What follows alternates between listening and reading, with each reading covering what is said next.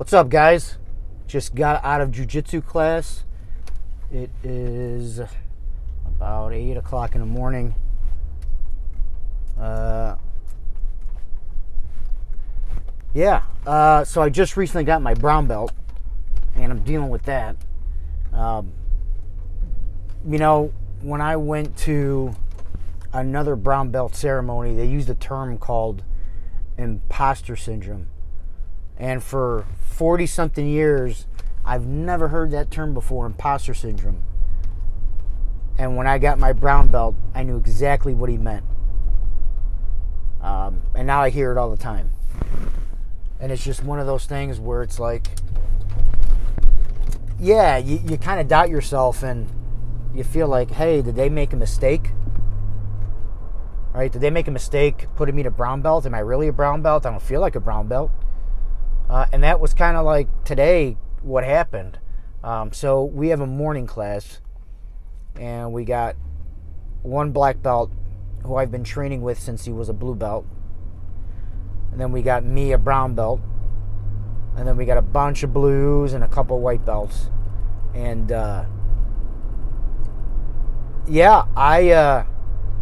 today was a good example. After the class, we always stick around and roll a little bit. After the class, it's you're like, wow, I should be way better than this. Now, granted, when I roll after class, my goal isn't to kill, or submit. My goal for the last couple of years has been learning lazy jiu-jitsu, where I can do this sport well into my 60s, maybe even 70s if I play my cards right. I don't want to get injured. I don't want to hone techniques that require me to be athletic as I am today and to be as strong as I am today. I need techniques that I don't need to be really pushing myself to use. So when I'm rolling, especially with lower belts, I'm a lot of defense. I start real deep. I let them come in really deep. And then I start my game where I try to get out of it. And I count it a win when I can sweep and stay on top. I don't even necessarily go for submissions.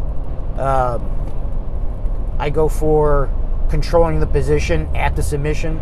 So if I got someone in a rear naked choke, I won't focus on squeezing and finishing. I focus on maintaining that position. If I got someone in a triangle, I really don't focus on finishing the triangle. I focus on maintaining the triangle. But today, man, it was really tough to get out of bad positions. Which is good. It's one of the few sports where if you're getting your ass kicked more and more, you're kind of happy about it, because that just means that in a matter of time you're going to get better. So although it sucks and I'm complaining about, I don't feel like a brown belt, it's good. That means that the blue belts are getting better. In fact, a lot of these blue belts might be purple belts. I shouldn't say should be. I'm not the guy that decides. But they have a really good skill point. I wouldn't be surprised if they came in one day as a purple belt. It would be fitting. So right now it's figuring out the positions I suck at, that I don't have an easy answer without using a lot of energy. Or kind of the black belt answer or the brown belt answer is don't get in that position. Don't allow them to settle in. That might be the answer to that. So I'm on this Wellbutrin.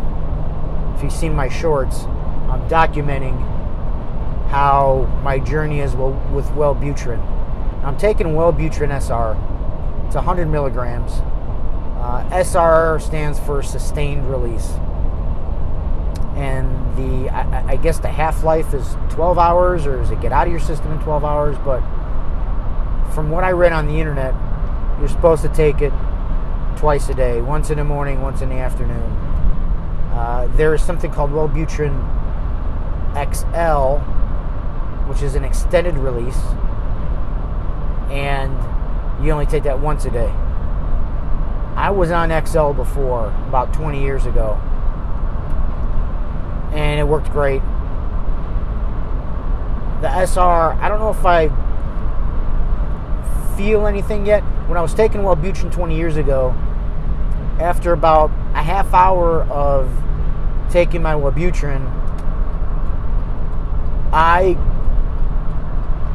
felt different. I felt like I was a blabbermouth. This, I don't feel like it, but I just started taking it. I don't know if it takes a while for it to build up in your blood. I do feel, and I say this in my shorts, that it might be placebo. And for guys that don't know, placebo means you're thinking there's an effect when there isn't one. It's mainly in your mind. So if I gave you a sugar pill and told you it was Tylenol, and then you took that sugar pill and said, oh wow, my headache feels better, well, that's a placebo effect, because you didn't really take Tylenol, you took a sugar pill. So I don't know if the feelings that I get are in my head, but the first couple days, about a half hour after I would take it, I can't describe the feeling. It's almost like, I don't want to say a change in blood pressure, but there was something different, like something kicked in. And it wasn't like, all of a sudden I could do fancy calculations. I just felt different. I don't feel that anymore. But what I do have is kind of like, I call it task completing mentality. Like, I always have tasks, I always have lists, but I always have stuff to do. But I'm very good at procrastinating and postponing and going, hey, I don't need to do that right now. Giving myself excuses like, well, I worked my ass off this week. Let me take a break and chill. Very, very good at doing that. I don't do that as much. I don't have that mentality. I want to get tasks done. As soon as I'm done with one task, I'm thinking of the other task I can get finished. So that's a positive. That's good. I don't notice any energy bump. I didn't expect to notice any energy bump. It's a non-stimulant ADHD medication that they got me on. So we'll see. This is going to be day 7. Yesterday was kind of a task completing day. I got some stuff done, so that felt good. And what else is going on? Well,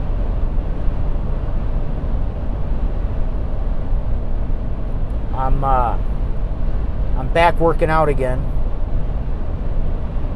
That's always the toughest to get in there. To have that first step to go back to the gym and working out. Especially when I was in college, man, I don't want to say I was ripped or huge, but man, I was in great shape. And it's tough to go back in there and know that you used to be able to do this and used to be able to do that, and you can't anymore. And my workout's got to be different. I can't work out like I was in my 20s. In my mid-40s now, I can't do that. Lower rep range, heavy weight, but lower rep range to keep my joints in place. I'm starting to work on glute activation. I do a lot of, my job doesn't require a lot of sitting, but I'm at a desk.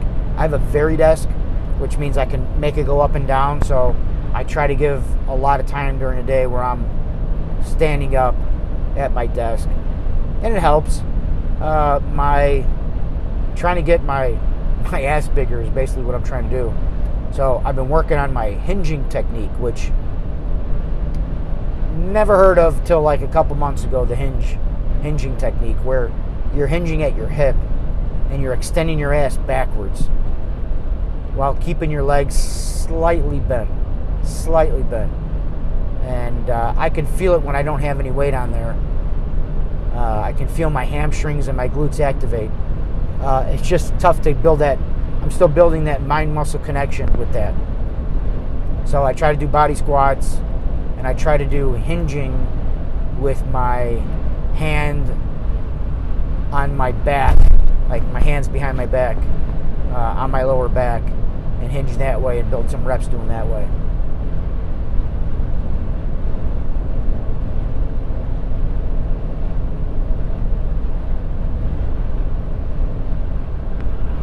Trying to think of,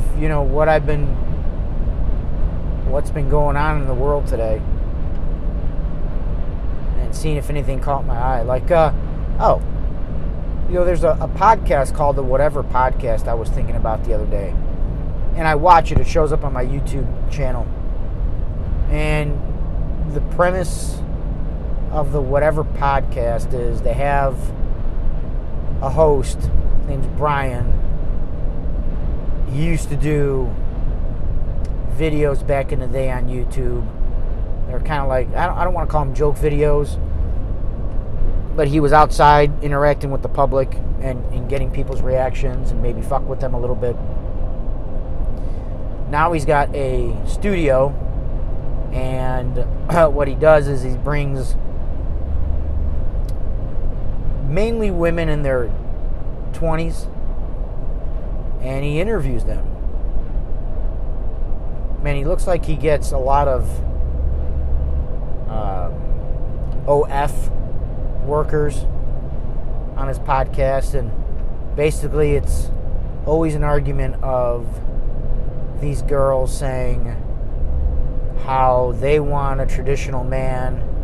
I mean, any clip I've ever seen is about him, I don't want to call it exploiting the fact, but observing the fact that these young ladies want a high-valued man, a person that's going to take care of them, a person that makes tons of money,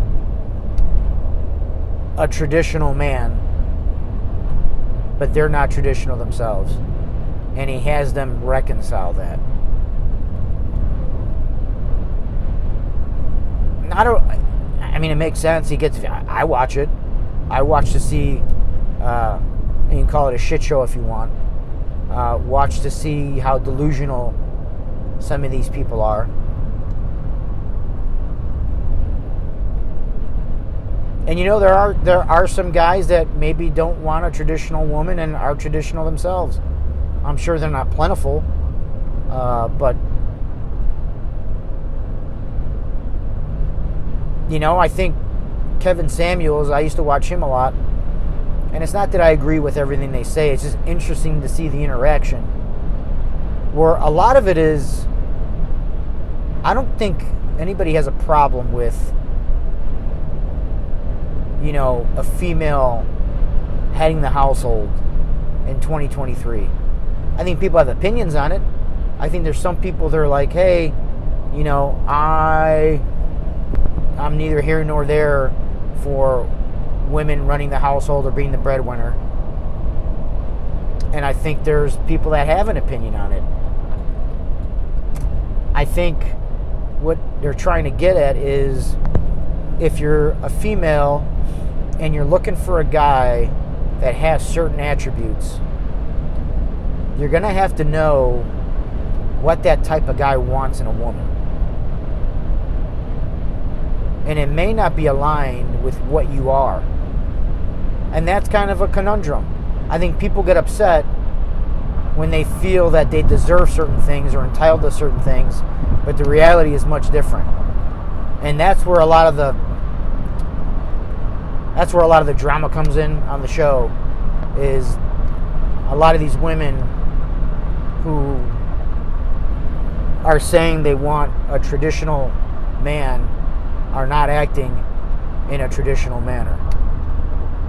And one of the things that he asks is, how would you rate yourself on a scale from 1 to 10? And from that, I can kind of see, and it sucks to say, I don't mean, I really can't know somebody unless you talk about them, but,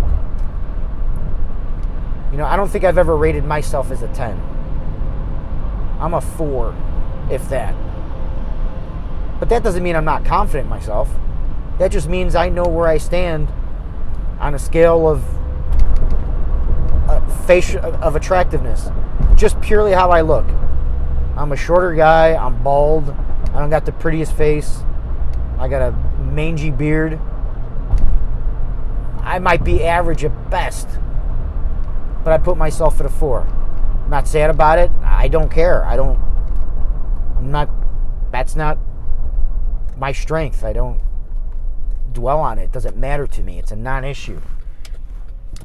But a lot of these women go in there, and I know why they're saying it. I get it. But he asked them on a scale from 1 to 10, how would they rate themselves? And you just throw 10s out. It means they're amongst the best looking people on the planet. There's very few people that way. It's a bell curve. Right? So you got the middle of the bell curve is average. That's where most people kind of lie. And then you got the really, really, God help them, gnarly people, which are all the way like the 0s and 1s. There's a smaller amount there. And then you got the really, really attractive people like movie stars, models that get contracts. Those are your 10s. You know, for all those people that say that they're 10s, is ludicrous. And 10 really means you're perfect. And 10 means there's no room for improvement.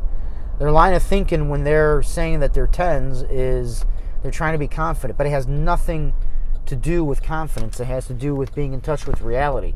It's okay to say that you're a 6 and be confident.